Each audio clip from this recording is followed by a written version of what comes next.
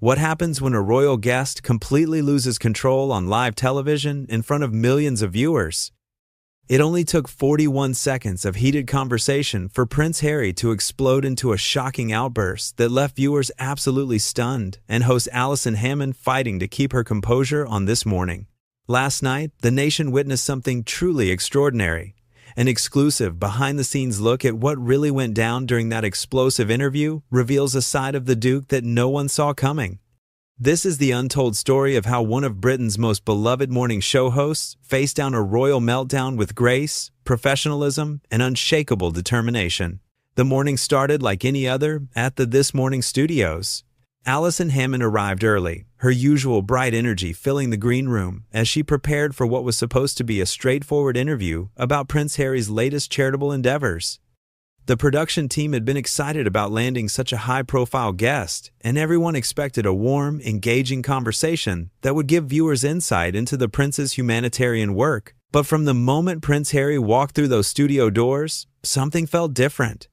Gone was the charming, approachable royal that audiences had grown to love. Instead, there was a tension in his shoulders, a sharpness in his eyes that immediately put the crew on edge.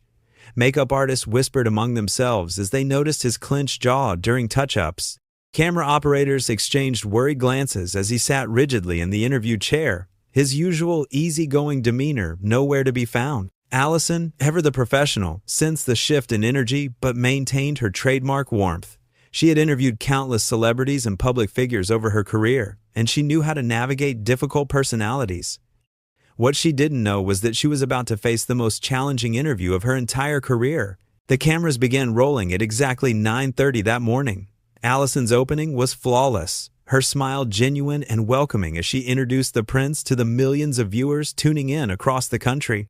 She spoke about his upcoming charity events, his recent projects, and his commitment to various causes close to his heart. The audience at home settled in with their morning cups of tea, expecting the usual delightful conversation that made This Morning such a beloved part of British television. Prince Harry's responses started off measured but strangely formal. Where viewers might have expected his characteristic humor and relatability, instead, they got short, almost robotic answers. When Alison asked about his recent visit to a children's hospital, a topic that should have brought out his natural compassion, his response was clinical and detached. "The visit was productive," he said, his voice flat and emotionless. "We achieved our objectives and the children benefited from the attention." Alison's eyebrows raised slightly, but she pressed on with professional grace. "That sounds wonderful, Harry. Can you tell us about any particular moments that stood out to you? I'm sure our viewers would love to hear about the children you met." The prince shifted in his chair, and for a moment, something flickered across his face. Irritation, perhaps, or impatience. "I don't think it's appropriate to single out individual cases for entertainment purposes," he replied curtly. The studio fell silent for a heartbeat. Even the usually bustling production area behind the cameras seemed to pause. This wasn't the Harry that Britain knew and loved. This was someone else entirely, someone defensive and hostile where there should have been warmth and openness. But Alison Hammond didn't become one of Britain's most respected television hosts by backing down from challenging moments. She leaned forward slightly, her voice remaining steady and kind. "Of course, I completely understand the need for privacy. I was simply thinking that sharing some positive moments might inspire others to get involved with similar causes. That's what This Morning is all about, bringing communities together and encouraging people to make a difference." Prince Harry's response was immediate and sharp. "I think I know what my charitable work is about without needing television presenters to explain it to me." The temperature in the studio seemed to drop 10 degrees. Crew members exchanged shocked looks. This was live television, broadcast to millions of homes across Britain, and one of the most senior members of the royal family had just delivered what could only be described as a cutting insult to their beloved host. Alison's smile never wavered, but those who knew her well could see the slight tightening around her eyes. She was a professional through and through, and she had dealt with difficult guests before, but this level of unprovoked hostility was unprecedented. Still, she maintained her composure with the skill that had made her a household name. "Absolutely," she said smoothly, "and we're so grateful that you take the time to share your passion with our viewers. Speaking of passion, I know mental health awareness is something incredibly close to your heart. Can you tell us about your recent initiatives in that area?" It was a perfectly reasonable question, delivered with genuine interest and respect. Mental health had been one of Prince Harry's most publicized causes, something he had spoken about openly and emotionally in previous interviews. It should have been safe ground, a topic that would allow him to showcase his commitment and connect with viewers who might be struggling with similar issues. Instead, Prince Harry's face darkened visibly, his jaw clenched, and when he spoke, his voice carried an edge that made everyone in the studio uncomfortable.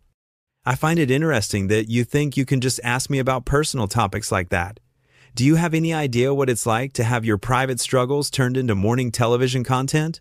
Alison blinked, clearly taken aback by the intensity of his response. She had asked the same type of question in dozens of interviews over the years, and guests typically appreciated the opportunity to discuss causes they cared about. But something had clearly struck a nerve with the prince, and the interview was rapidly spiraling into dangerous territory. "I apologize if the question seemed intrusive," Alison said carefully. "I was simply interested in hearing about the positive work you're doing in that space. Many of our viewers find inspiration in hearing how public figures overcome challenges and use their experiences to help others." Prince Harry leaned back in his chair, his expression growing more hostile by the second. "Positive work?" he repeated, his voice dripping with sarcasm. "You think turning personal trauma into public entertainment is positive work?" The accusation hung in the air like a toxic cloud. Alison Hammond, who had built her entire career on creating warm, supportive spaces for guests to share their stories, had just been accused of exploiting trauma for entertainment. It was not just unfair, it was a complete mischaracterization of everything she stood for as a broadcaster.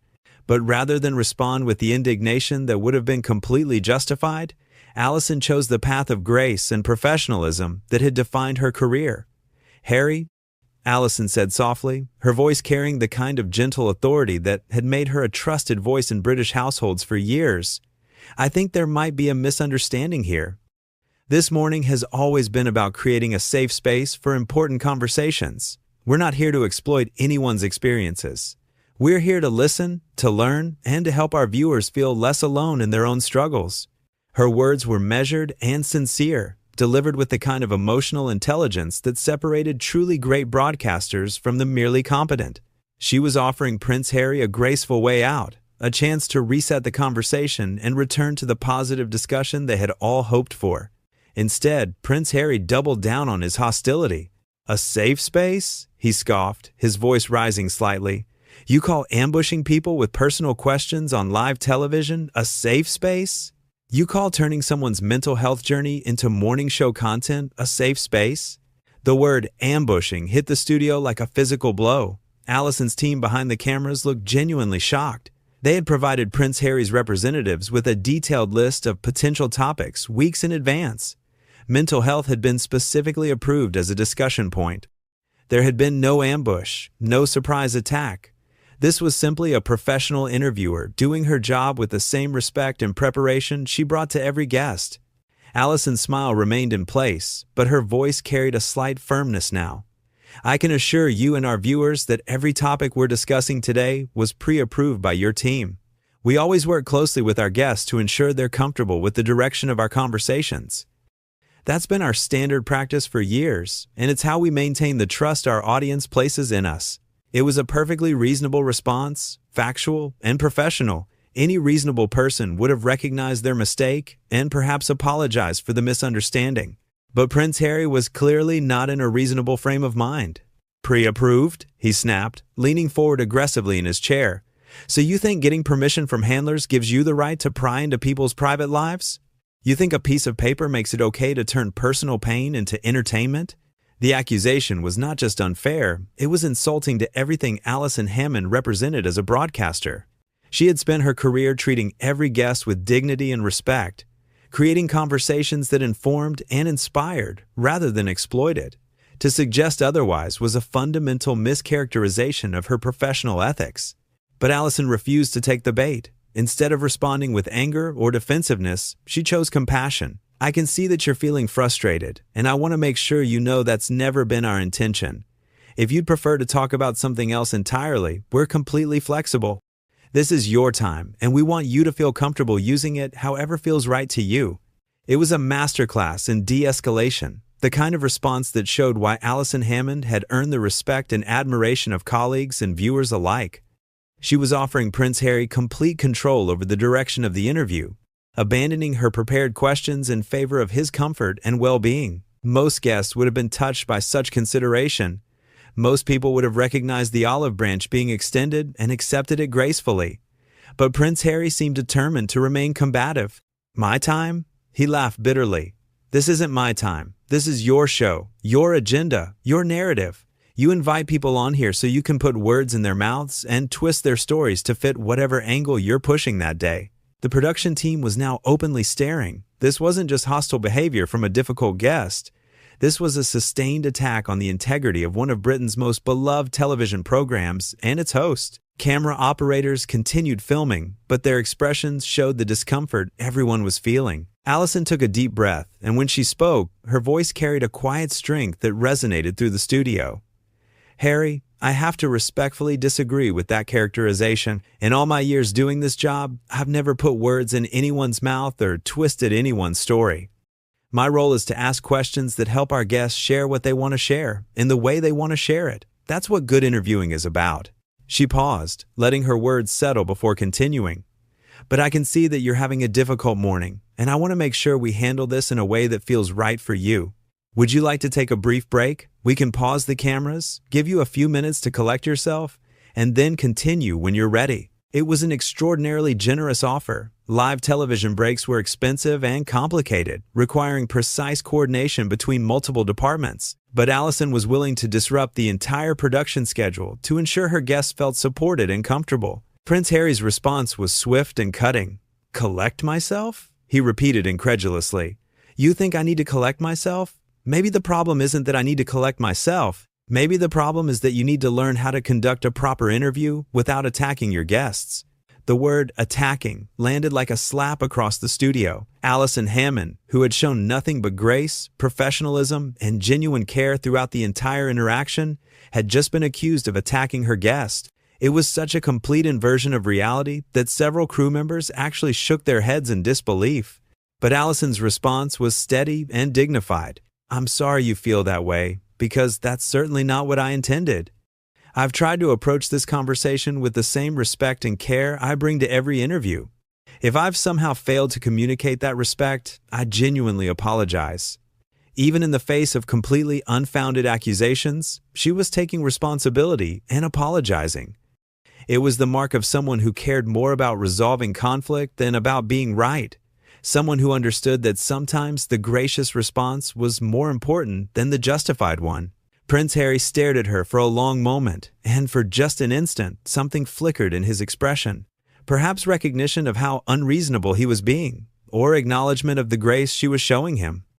But whatever moment of clarity might have been emerging was quickly overwhelmed by his determination to remain aggrieved. "Your apology doesn't change the fact that this entire format is designed to exploit people," he said coldly. "You bring people on, ask them invasive questions, and then broadcast their responses to millions of strangers. How is that not exploitation?" Alison nodded thoughtfully, as if genuinely considering his perspective. "I understand why someone might see it that way, and I think it's a fair question to raise. But I'd like to think that what we do here is create opportunities for meaningful connection. When our guests share their experiences, it helps viewers who might be going through similar challenges feel less alone. When they talk about causes they care about, it inspires others to get involved and make a difference." She leaned forward slightly, her voice taking on the warm, conversational tone that had made her a household name. "That's not exploitation, that's community building. That's using the platform we've been given to make the world a little bit better, one conversation at a time." It was a beautiful response, articulating the higher purpose behind what many people dismissed as mere entertainment. But Prince Harry seemed immune to both her sincerity and her logic. "Community building?" Prince Harry's voice dripped with contempt. "You call prying into people's personal trauma community building? That's the most manipulative thing I've ever heard. You're not building community, you're feeding voyeurism." The studio atmosphere had become so tense that even the usually bustling production area had gone completely silent. Everyone could sense that something was about to break, that the interview was teetering on the edge of complete disaster. But Alison Hammond, showing the resilience that had carried her through decades in television, refused to give up on finding common ground. "I can see we have very different perspectives on this," she said calmly. "And I respect that you feel strongly about protecting people's privacy. That's actually something I admire. But I wonder if we might find some middle ground here. What would meaningful conversation look like to you? How could we use this platform in a way that feels positive and constructive?" It was yet another attempt to redirect the conversation towards something productive, another opportunity for Prince Harry to step back from the confrontational path he had chosen. Alison was essentially asking him to help her, help him, to collaborate in creating the kind of interview he claimed to want. But Prince Harry seemed determined to reject every overture. "You want to know what meaningful conversation looks like?" he said, his voice rising dangerously. "It looks like not putting people on display like zoo animals for public entertainment. It looks like respecting boundaries instead of constantly pushing for more personal details to feed your ratings." The accusation about ratings was particularly unfair. This Morning had always prioritized substance over sensationalism, focusing on stories that mattered rather than chasing cheap thrills. But Prince Harry seemed intent on painting Alison and her show in the worst possible light. Alison's response was measured but firm. "I have to push back on that characterization, Harry. Our viewers aren't looking for entertainment at anyone's expense. They're looking for connection, for understanding, for hope. When people share their stories here, it's because they want to make a difference in other people's lives." She gestured toward the cameras, speaking directly to the millions watching at home. "Our audience is made up of real people dealing with real challenges. They tune in because they're looking for inspiration, for practical advice, for the comfort of knowing they're not alone in their struggles. That's not voyeurism. That's human connection at its most basic level." Prince Harry's face had grown progressively redder throughout her response, and when she finished speaking, he exploded with a fury that shocked everyone in the studio. "Connection?" he shouted, his voice echoing off the studio walls.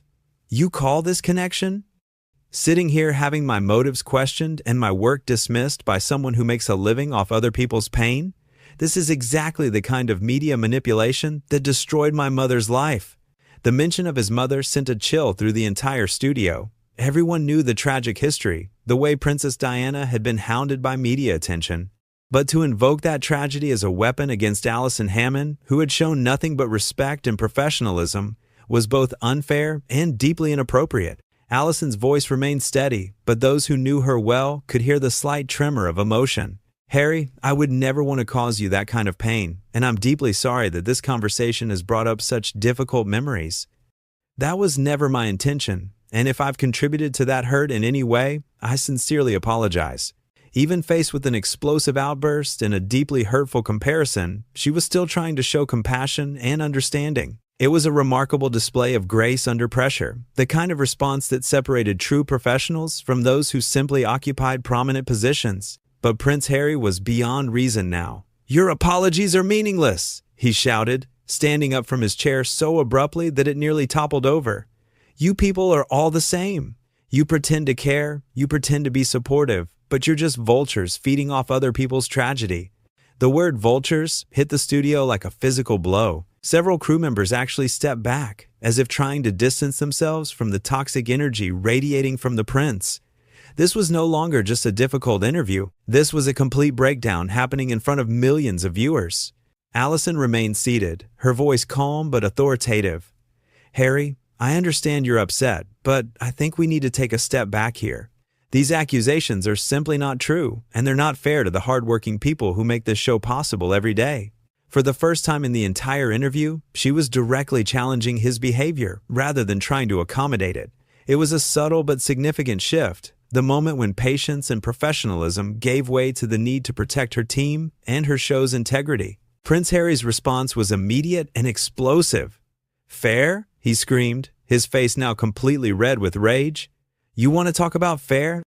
Is it fair that you people destroyed my family? Is it fair that you turned my mother's death into entertainment? Is it fair that you're trying to do the same thing to me right now?" He was now pacing behind his chair, gesticulating wildly, completely out of control. You sit there with your fake smile and your rehearsed sympathy, pretending you care about people while you're really just trying to get them to break down on camera for your viewers' entertainment.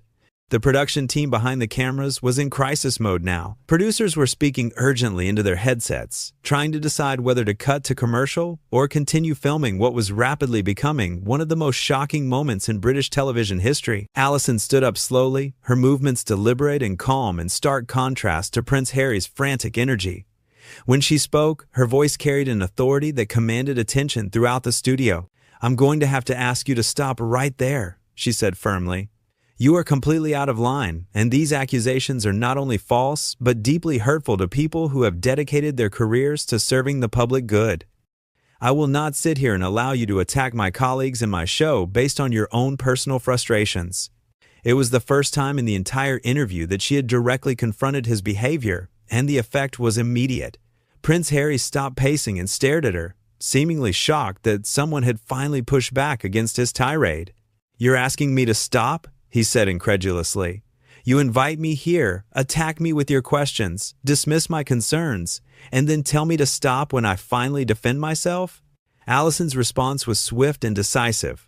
"What I'm asking you to stop is making false accusations against hardworking professionals who have shown you nothing but respect and courtesy.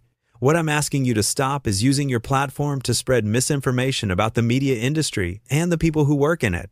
She paused, looking directly into his eyes with the kind of steady gaze that had made her one of Britain's most respected broadcasters. "And what I'm asking you to stop is using your mother's memory as a weapon against people who had nothing to do with what happened to her." The studio fell completely silent. Prince Harry stared at Alison for a long moment, his mouth opening and closing as if he couldn't quite process what she had said. Then, without warning, he erupted into the most shocking display of the entire morning. "How dare you?" he screamed at the top of his lungs. "How dare you tell me how to honor my mother's memory? You have no right, no understanding, no concept of what my family has been through because of people like you." He swept his arm across the small table between them, sending water glasses and papers flying across the studio floor.